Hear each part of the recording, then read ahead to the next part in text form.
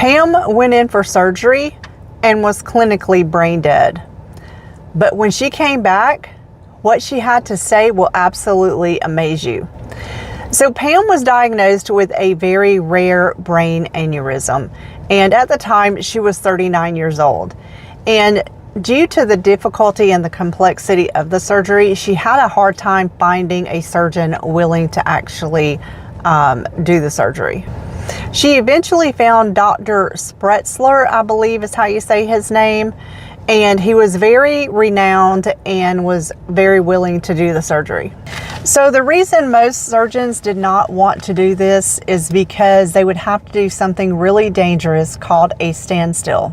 So Pam would have to clinically be put into a cardiac arrest, and it's also called a hypothermic cardiac arrest. So what had to be done was her blood had to be drained from her body, and she was placed on a bypass machine. Her eyes were taped shut, and they also piped in some auditory noise into her ears, and it was a repetitive pulsing, like a boom, boom, boom, boom, boom, boom, boom, kind of a noise, and that would register on an EEG if her brain was still active. If her brain was completely offline, there would be no indication on an EEG. So that was the purpose of having that noise in there, so they could monitor her brainstem and know that she was 100% clinically brain dead so that they could perform this procedure. Now, with all of this being done, her brain being clinically dead, the auditory noise in her ears, her eyelids being taped shut, there is no way that she should have been able to see anything, hear anything that was going on. But she did. So Pam Reynolds did survive this surgery, and when she woke up, boy, did she have a story to tell. So she stated to the surgeon and the surgical team that she actually woke up during the surgery.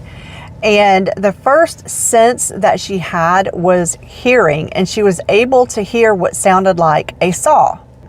So she stated to the surgeon and the surgical team that the first thing that she was aware of was hearing. And what she was hearing was not the repetitive pulsing noise that they were piping into her ears. The first sound she heard when she became aware during the surgery was the sound of a saw.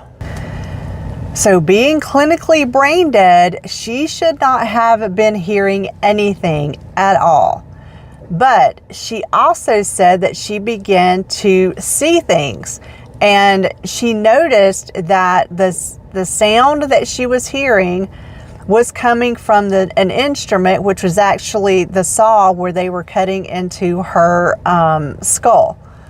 And she said it reminded her of her electric toothbrush. It was kind of the same size and shape, and it sounded like a saw. She could see where the surgeon was standing. She could see herself laying on the table. And part of what makes this thing so incredible is that she actually repeated an actual statement that was made in the operating room by the surgical team.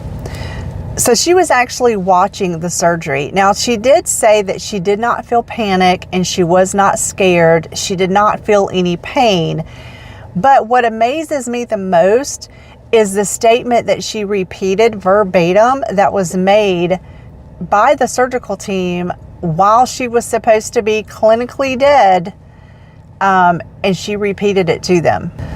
So apparently they needed to access an artery, and they were going to go into the right artery. Well, one of the statements that was made during the surgery that she heard was, the right one is too small. And then another person said, okay, well then we'll go into the left.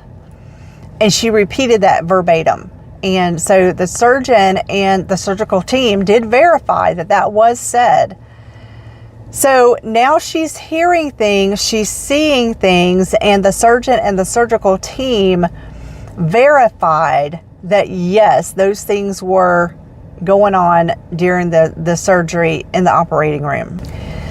Now, she does state that at some point she began to see a light, and she started going towards the light to see where it was coming from. And the closer she got to it, the more it kind of just enveloped her.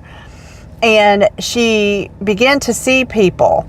And eventually she started to see them as people that she recognized. So that had already passed on.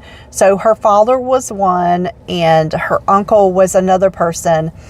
And then there were other people there too that she didn't recognize, but she somehow felt that she knew them in some way.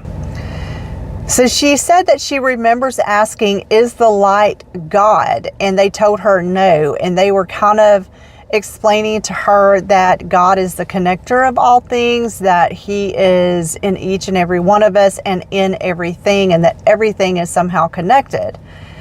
And her uncle said, "You know, it's not your time." And he walked her back into the operating room. And she remembers saying that she did not want to go back into her body because the body is too painful. And she just somehow knew that once she got back into her body, there was going to be a time of pain and recovery. And she just didn't want to go. And her uncle told her, "No, it is not your time." And he kind of shoved her towards her body, and she went back. And she said the next thing she knew, she woke up in the recovery room. And she asked to see her surgeon and her surgical team because she had to tell them something. Now, this story became really famous. I had never heard of it, but it happened in the 1990s, and it became so famous because of the fact that she was clinically brain dead, and there is no way that she should have seen or heard anything that occurred in that operating room. So how did this happen? I know that the conscious and consciousness, the whole thing is just absolutely amazing. But even if we are clinically dead, does our consciousness somehow separate from our body? So as a Christian, I believe that to be absent from the body is to be present with the Lord in the event of death. But when it's clinically done, as in Pam Reynolds' case, what happens to the soul and the consciousness? Well, according to this story, it separates from the body, which is just, I mean, my mind is blown. This whole story, I have heard near-death experience stories before, but this one absolutely blows my mind for the simple fact that clinically she was dead. They were not seeing any indication on the EEG that she had any brain activity at all. But apparently you would think that there had to be some somewhere. So the fact that she could hear and see everything that was going on without feeling pain and without feeling fear or being scared or panicky is just absolutely amazing. I think we've all wondered, you know, what happens to us at the moment that we pass away. And it seems like from this story that, you know, we do continue on. So what do you think about this story, and how has it affected you? Have you had a near-death experience? Let me know all those things down in the comments, and let's talk about it. And if you would love to become a part of this community, I would love to have you here. So please consider subscribing to the channel and like this video. It's really going to help this channel to grow, and I really want to make it a great community for us all. So thank you guys for watching, and I will see you on the next one. Bye, y'all.